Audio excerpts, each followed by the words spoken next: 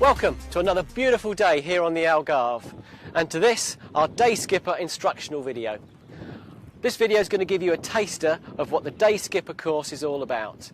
This course is geared to give you confidence to handle something like this. This is our boat, the Osprey, 41-foot cruiser. Let's go and have a look on board. Let's have a look at the course in a bit more detail. On board the yacht, we're going to teach you all about your navigation, your chart work, rule of the road, boat handling. All the things you're going to need so that when you step up to the mark and you're behind the wheel on one of these, not only do you understand how it all works, but you feel confident in doing it. Let's take a look on board. One of the key things you'll notice when you become a day skipper is that dreaded word, responsibility. You're going to be responsible not only for 41 foot of yacht, but for the safety of your crew and of course yourself. With responsibility, you need to be aware of how the system on a boat works. A boat is one of the last places, thankfully, not run by a committee. On board here, skipper's king. But the king needs a good crew, and the interface between the skipper and the crew is paramount to a boat working properly. The crew need to be supplying lots of information back to the skipper. The skipper, in return, needs to be giving them lots of information and telling them what's going on. The old adage is true, that a good skipper appears to be a lazy skipper. Well, not really lazy, but delegating various jobs about the boat to the crew so that they get to enjoy it and they're part and parcel of things. A good skipper appears to be a lazy skipper. As a day skipper, you're going to be responsible for the safety of the boat and for the crew. You need to be sure that you delegate the duties, the jobs around the boat so that everybody becomes involved in the running of the boat. Don't forget, the Day Skipper ticket is your driving licence for one of these that you can charter a boat anywhere in the world. As skipper, your main responsibility will be to look after the pilotage of the boat into a new port. Your position when you do that is here in the cockpit of the boat. It's not down below at the chart table where so many people tend to think it is. Here in the cockpit. Here you're in control of the boat and everything that goes on around you. So pre-planning, really, really important. As skipper, you want to make sure that one of your daily checks that you do on your yacht is to make sure that your engine is all up to spec. You need to make sure that everything is working nice and sweetly on the engine. In addition to that, we now need to take you through an additional checks that you need to run through as skipper by way of fuel and making sure that the engine does run itself. So first thing, let's get the engine compartment open. Up she goes. Make sure everybody on the boat is aware that the companionway is out of action. W, that's water. She's water cooled, and in here we've got the radiator. Check we've got water in the radiator.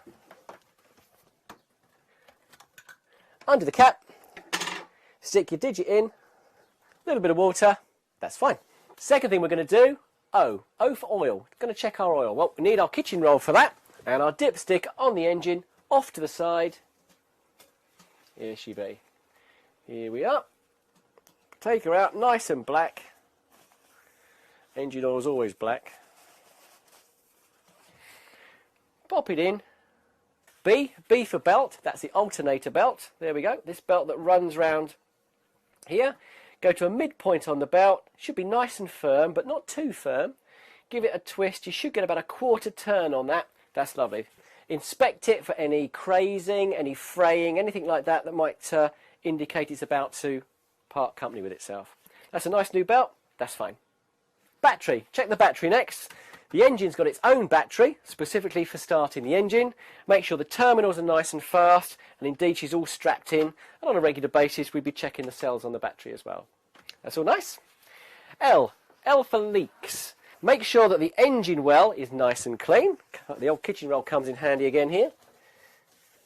Should be able to eat your dinner off the bottom of the well of the engine, because any leaks that might develop, which would indicate a problem's on its way, that will be leaking into the well. That's all nice and dry down there. She's happy.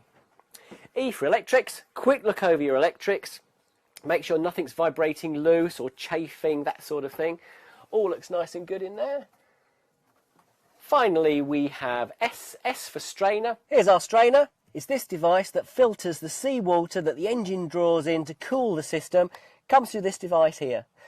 There's a strainer inside that, so if any foreign matter or anything gets drawn up from outside, it stays in the filter and we can get rid of it. So anything like Harry Haddock, a plastic bag, anything nasty like that, we can always get that out and improve the water flow to the engine. Our strainer. There we go, there's our daily checks done for our engine. Time to close up the compartment now and do our checks up top. Nice and gently, mind your fingers. Let's go up top. We've done our checks down below, now it's time to check that the engine actually runs. There's our ignition key. Pop the key into the little slot. There's our throttle. Up and down on this boat is neutral. Let's give her just a few revs. Push the little clutch button in. Just give her a few revs. Make sure everything's sweet there. And then, just like the car, crank her over. If it's cold, you'll need to use preheat. Up she goes. Just give her a few revs to get the alternator charging. Now the first thing you're going to do is check that the cooling water is coming out of the exhaust, because if it's not, the engine's going to overheat. Cooling water, we can hear it, so let's see it as well. Loads of water pouring out there, just the job. Engine running fine. We now need to make sure that she works under load. So with the boat nicely secured up, as is always the case when we're tied alongside, give her a little kick ahead on the engine. Play the wheel to the middle, give her a few little revs. If you look out to the back, you'll see prop wash coming out there. That's the effects of the propeller underneath spinning, churning the water out, flowing out past the rudder. She's working good. Into neutral. Then just a little touch of stern. Away she goes. Back to neutral. Engine's fine. She works under load. We can now shut her down. And on this one, we've got a little fuel starvation lever there. Pull that one out. Engine's fine. When the skipper says it's time to go, she's all ready to run. As you will have learnt on your competent crew course, we've got firefighting equipment throughout the boat. Here are just two of our fire extinguishers. When you do your briefing as skipper, just make sure your crew know exactly where all the firefighting appliances on board are and how they work. One of the emergency situations you may find yourself as a skipper having to deal with is a man overboard situation. Very serious, it's a mayday situation. The first thing you're going to do is stop the boat. You stop the boat. Second thing you're going to do is send away the gear to mark the spot where the casualty went over the side. Mike, send away the gear.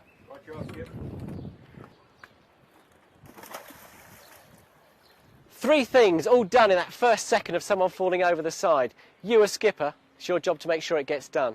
You're going to stop the boat, send away the gear, hit the distress button. You're then going to get the engine on. We'll teach you the fast stop method of going back to pick up your casualty. You're going to furl away the jib. You're then going to sail downwind by at least 4 boat lengths, turn round, come back and pick your casualty up. It's a very practical demonstration and we'll teach you that out on the sea. Taking the boat off the berth. This is where, as skipper, we've got to work with our crew to make sure we get the boat nice and sweetly away from the berth. Prior to all this, we want to make sure the boat is all ready to put to sea. That means making sure everything down below is all nicely stored, all tucked away, because she's going to move around a little bit, so tuck it all away. Let's make sure all the hatches are fully closed. Make sure she's watertight, ready to put to sea. Once that's done, we'll talk to our crew and have a little word how we're going to get the boat off the berth. Well, as a skipper, you need to decide how you're going to do that safely. The tide's always king on this. Use the tide to your advantage. Be aware of it. The wind, that's going to influence and blow the boat a little bit as well. Use all of those to your advantage if you can. Okay, let's have a little look, see how we're going to do this. Let's get our crew into action.